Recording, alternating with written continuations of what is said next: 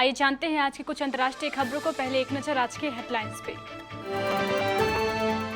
NTA ने बताया एक सीट छोड़कर बैठने, प्रत्येक कमरे में कम उम्मीदवारों, सेफ्टी के लिए उठाए जाएंगे कदम।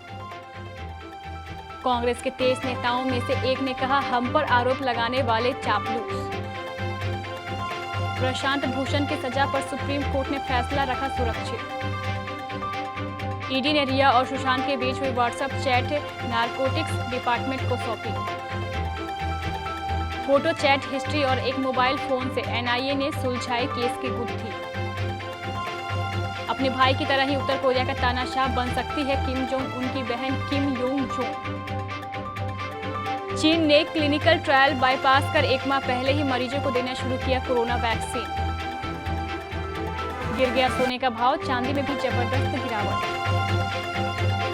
मिर्जापुर 2 को बॉयकॉट करने की उठी मांग। और इंग्लैंड वर्सेस पाकिस्तान के बीच तीसरा टेस्ट ड्रॉ, इंग्लैंड ने जीती सीरीज।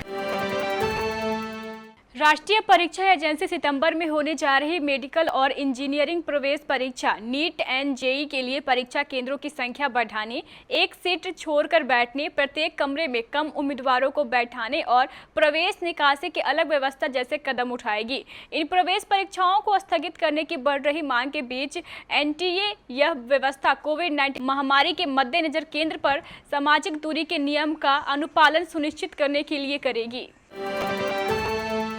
कांग्रेस में सामूहिक नेतृत्व और पूर्णकालीन अध्यक्ष की मांग को लेकर सोनिया गांधी को पत्र लिखने वाले 23 नेताओं में शामिल कुछ ने मंगलवार को कहा है कि उन्हें विरोधी नहीं समझा जाए और उनको पार्टी नेतृत्व पर पूरा भरोसा है। कांग्रेस कार्य समिति की हंगामेदार और मैराथन बैठक के एक दिन बाद इन नेताओं ने यह भी कहा है कि पत्र लिखने का मकसद कभी भी सोनिया गांधी या राहुल गांधी के नेतृत्व पर अविश्वास जताना नहीं था और अब सोनिया गांधी जो भी फैसला करेंगी उन्हें मंजूर होगा। सुप्रीम कोर्ट ने अवमानना मामले में दोषी ठहराए गए वरिष्ठ वकील प्रशांत भूषण की सजा पर अपना फैसला सुरक्षित रख लिया है। न्यायमूर्ति ने अवमानना वाले ट्वीट के लिए भूषण के माफी न मांगने पर सुप्रीम कोर्ट ने कहा है कि माफी मांगने में क्या गलत है, क्या यह शब्द इतना बुरा है। वहीं सुनवाई के दौरान अटॉर्नी जनरल के वेणुगोपालन ने सुप्रीम कोर्ट से कहा था कि प्रशांत भूषण को अवमानना मामले में चेतावनी देकर छोड़ दिया जाना चाहिए। सुशांत सिंह राजपूत की मौत के मामले में अब ड्रग्स का एंगल भी सामने आ रहा है।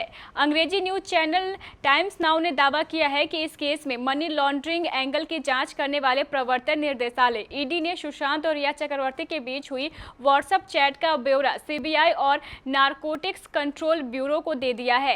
एनसीबी के डायरेक्टर राकेश अस्थाना ने भी एक न्यूज चैनल से बात करते हुए इस केस की जाँच कराने की बात कही है। उन्होंने कहा है कि उन्हें यह जानकारी मिली है कि सुशांत के साथ रहने वाले कुछ लोग ड्रग्स से जुड़े हुए थे, कुछ का संपर्क ड्रग्स पेडलर से भी था।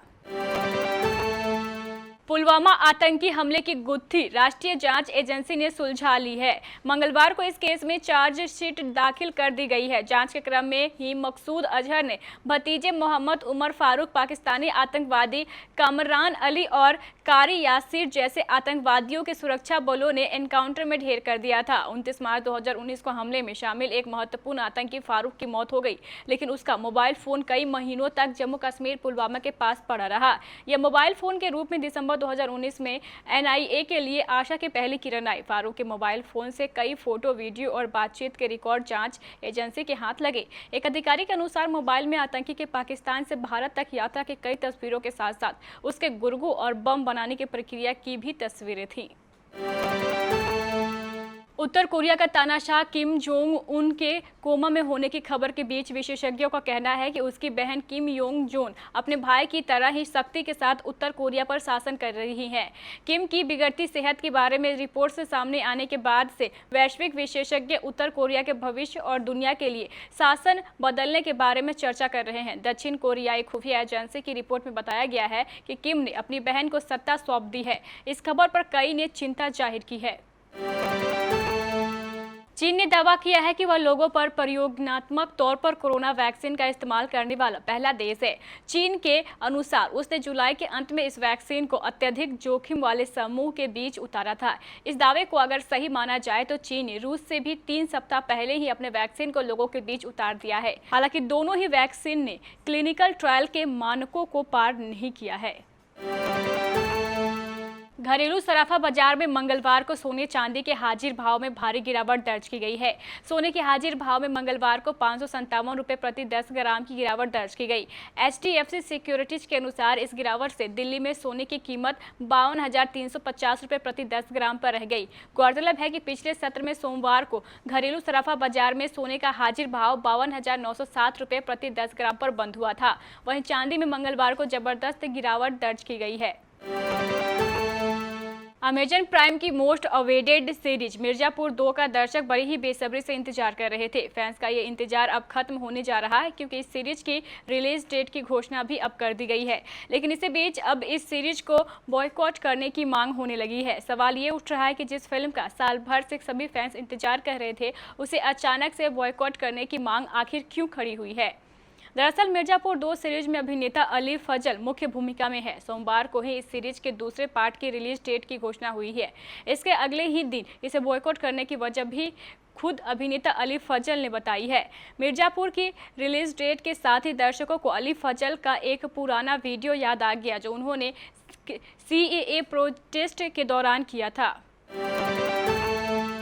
इंग्लैंड और पाकिस्तान के बीच तीसरा और अंतिम टेस्ट मैच इंग्लैंड के तेज गेंदबाज जेम्स एंडरसन की 600 विकेट पूरी करने की अद्भुत उपलब्धि के साथ मंगलवार को 5वें और अंतिम दिन ड्रॉ समाप्त हो गया। मैच का आखिरी दिन बारिश से बुरी तरह प्रभावित रहा और बारिश इंग्लैंड की सीरीज को 2-0 से जीतने और ICC टेस्ट चैंपियनशिप तालिका में दूसरे स्थान पर पहुंचने की उम्मीदों के सामने बाधा बन गई।